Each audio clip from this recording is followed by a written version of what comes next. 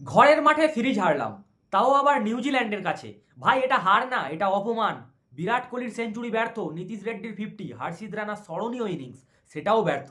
আজ যদি এই পাঁচজনকে না বের করা হয়, দুদিন বাদে টিম ইন্ডিয়া শেষ হয়ে যাবে, পুরোপুরি ধ্বংস হয়ে যাবে। হ্যাঁ বন্ধুরা, ঠিকই শুনেছো, 2026 সালের প্রথম সিরিজ, আর এখানেই টিম ইন্ডিয়াকে মুড়ি মুড়কি করে চলে গেল নিউজিল্যান্ড।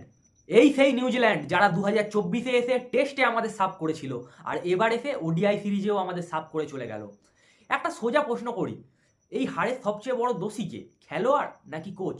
আমার তো মনে হয় সবচেয়ে বড় দোষী গৌতম গম্ভীর। হ্যাঁ বন্ধুরা, গম্ভীর আসার পরে কি কি হয়েছে দেখো। শ্রীলঙ্কায় গিয়ে ওডিআই সিরিজ হার, অস্ট্রেলিয়ায় গিয়ে বর্ডার গাভাস্কার ট্রফি হার, আর এবারে জেতা সিরিজগুলো আমাদের ভয়ের কারণ হয়ে দাঁড়াচ্ছে বন্ধুরা। এটা কোচিং ফেলিওর নয় তো আর কি। শ্রেয়াস আইয়ার 10 বল 3 রান, নাম বড় কিন্তু আসলে ম্যাচে পুরো জিরো। শর্ট বল এলেই ব্যাগ গুছিয়ে প্যাভিলিয়নে চলে যাচ্ছে। রবীন্দ্র জাদেজা, আরে এই লোকটা কি করতে ইন্ডিয়ান টিমে এখনো আছে আমি তো বুঝতেই পারছি না।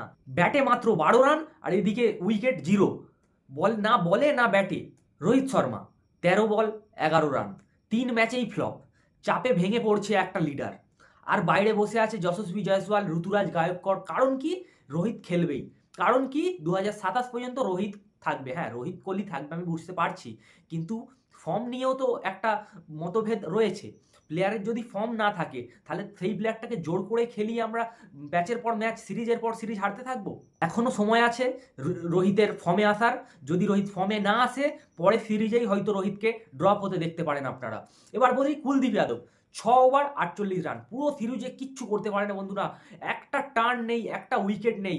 এর থেকে ভালো তো বরুণ চক্রবর্তীকে 10 ওভার দাও, বরুণ চক্রবর্তী মানে পুরো নিউজিল্যান্ডকে সাফ করে দিত। এই পাঁচজন যতদিন থাকবে ততদিন টিম ইন্ডিয়া ঘুরে দাঁড়াতে পারবে না বন্ধুরা। টেস্ট হোক, ওডিআই হোক, সব শেষ।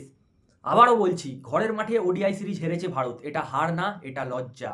তোমার মতে কাকে আগে দল থেকে বের করা উচিত? কমেন্টে তার নাম লেখো। আর এমন ক্রিকেট আপডেটস পেতে তোমাদের এই ছোট ভাইয়ের চ্যানেলটা সাবস্ক্রাইব করে নাও।